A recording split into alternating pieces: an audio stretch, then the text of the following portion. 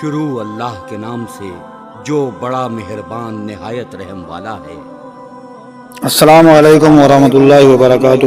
سامعین کرام، امید کرتا ہوں آپ سب خیریت سے ہوں گے، خوشحال ہوں گے۔ سامعین کرام، سلطان نور الدین ایک عابد شب بیدار تھا۔ وہ ایک عظیم الشان سلطنت کا فرما روا ہونے کے باوجود ایسا مرد درویش تھا جس کی راتیں مسلح پر گزرتی تھی اور دن میدان جہاد میں۔ وہ عظمت و کردار کا ایک عظیم پیکر تھا جس نے اپنی نوک شمشیر سے تاریخ اسلام کا ایک روشن باب لکھا۔ سلطان نور الدین زنگی رات کا بیشتر حصہ عبادات و مناجات میں گزارتا تھا۔ اس کا معمول تھا کہ نماز عشاء کے بعد بکثرت نوافل پڑھتا اور پھر رسول اکرم صلی اللہ علیہ وسلم پر سینکڑوں مرتبہ درود بھیج کر تھوڑی دیر کے لیے بستر پر لیٹ جاتا۔ چند ساعتوں کے بعد پھر نماز تہجد کے لیے اٹھ کھڑا ہوتا اور صبح تک نہایت خشوع و خضوع کے ساتھ عبادت میں مشغول رہتا۔ سامعین کرام، 557 ہجری کی ایک شب وہ اراد و وظائف سے فارغ ہو کر بستر پر لیٹا تو خواب میں 3 بار رسول کریم صلی اللہ علیہ وسلم کی زیارت ہوئی، اور بعض روایتوں میں ہے کہ سلطان نے متواتر 3 رات حضور کریم صلی اللہ علیہ وسلم کو خواب میں دیکھا۔ ہر مرتبہ 2 آدمیوں کی طرف اشارہ کرتے ہوئے حضور کریم صلی اللہ علیہ وسلم نے فرمایا، نور الدین، یہ آدمی مجھے ستا رہے ہیں، ان کے شر کا استحصال کر۔ نور الدین یہ خواب دیکھ کر سخت مضطرب ہوا، بار بار استغفار پڑھتا، رو رو کر کہتا، میرے آقا و مولا کو میرے جیتے جی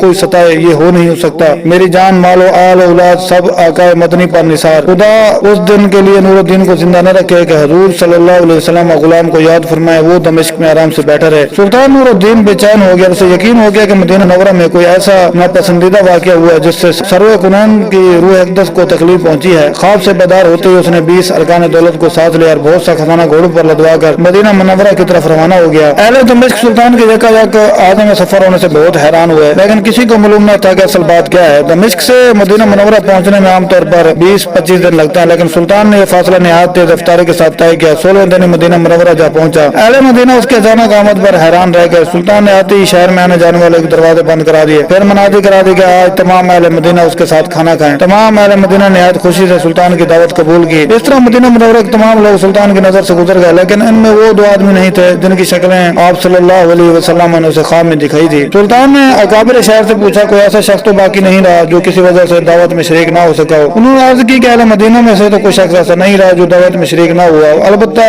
2 خدا رسیدہ مغربی جو مدت سے یہاں مقیم ہیں وہ نہیں ہے۔ یہ دونوں بزرگ عبادت میں مشغول رہتے ہیں، اگر کچھ وقت بچتا ہے تو جنت البقیع میں لوگوں کو پانی پلاتے ہیں، اس کے جواب کس سے ملنے ملاتے نہیں ہیں۔ سلطان نے حکم دیا، ان دونوں کو بھی ضرور یہاں لاؤ۔ جب وہ دونوں سلطان کے سامنے حاضر کیے گئے تو اس نے ایک ہی نظر میں پہچان لیا کہ یہ وہی 2 آدمی ہیں جو اسے خواب میں دکھائے گئے ہیں۔ انہیں دیکھ کر سلطان کا خون کھول اٹھا، لیکن تحقیق حال ضروری تھا کہ ان کا لباس زہدانہ اور شکل و صورت ممنوع کی تھی۔ سلطان نے ان دونوں سے پوچھا کہ تم دونوں یہاں کہاں رہتے ہو؟ انہوں نے بتایا کہ روزہ اقدس کے قریب ایک مکان کرایہ پر لے رکھا ہے، اسی میں ہر وقت ذکر الہی میں مشغول رہتے ہیں۔ سلطان نے ان دونوں کو وہیں اپنے آدمیوں کی نگرانی میں چھوڑا اور خود اکابر شہر کے ہمراہ اس مکان میں جا پہنچا۔ یہ ایک چھوٹا سا مکان تھا جس میں نہایت مختصر سامان مکینوں کی زہدانہ زندگی کی شہادت دے رہا تھا۔ اہل شہر ان دونوں کے طریق میں رتب السان تھے، بظاہر کوئی چیز قابل اعتراض نظر نہیں آتی تھی، لیکن سلطان کا دل مطمئن نہیں تھا۔ اس نے مکان کا فرش ٹھوک بجا کر دیکھا شروع کیا۔ یکایک سلطان کو ایک چٹائی کے نیچے فرش ہلتا ہوا محسوس ہوا۔ چٹائی ہٹا کر دیکھا تو ایک چوڑی سل تھی، اسے سرکایا گیا تو ایک خوفناک انکشاف ہوا۔ یہ ایک سرنگ تھی جو روزہ اقدس کی طرف جاتی تھی۔ سلطان سارا معاملہ آنن فانن سمجھ گیا۔ بے اختیار اس کے منہ سے نکلا، صدق اللہ و صدق الرسول النبی الکریم۔ سادہ مزاج اہل مدینہ بھی ان بھیڑیا نما بھیڑیوں کو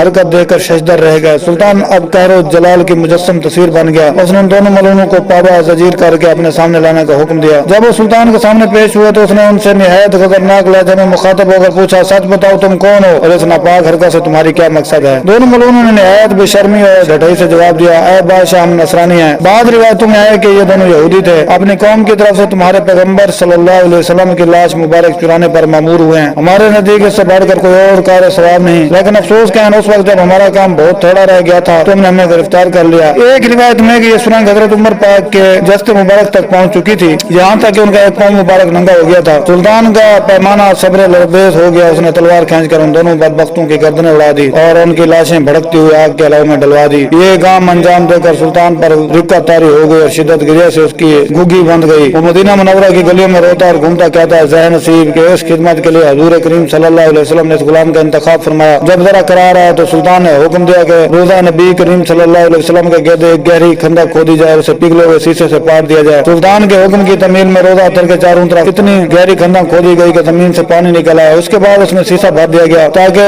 जबानों की दस्तबरद से हर तरह महफूज रहे। ये शीशे की दीवार रोजा अक़दस के गिर्द आज भी मौजूद है, इंशाअल्लाह अब तक कायम रहेगी। आज भी अहले मदीना सुल्तान नूरुद्दीन का नाम निहायत मोहब्बत और इज़राम से लेते हैं और उनका शुमार उन नफूस कुदसी में करते हैं जिन पर सैयदुल बशर ने खुद इत्मीनान का इजहार फरमाया और उनके मुहिब रसूल होने की तस्दीक फरमाई। ये रुतबा बुलंद मिला जिसको मिल गया हासिल कलाम। अल्लाह की मोहब्बत की तरह अल्लाह के नबी की मोहब्बत भी एक अजीम दौलत है। इश्क रिसालत जिसे मिल गया वो दुनिया और आखिरत में कामयाब हो गया। हमें भी चाहिए कि अपने दिल में दुनिया की हर चीज से ज्यादा अपने अल्लाह और रसूल की मोहब्बत रखें। आमीन या रब्बल आलमीन। दोस्तों, मेरी ये वीडियो अगर आपको पसंद है तो मेरा चैनल लाजमी सब्सक्राइब कर दें और साथ ही बेल आइकन का बटन दबा दें ताकि आने वाली हर नई वीडियो आप तक पहुंचती रहे। अब मैं आपसे इजाजत चाहूंगा। अल्लाह हाफिज। अपनी दुआ में याद रखिएगा। वस्सलाम।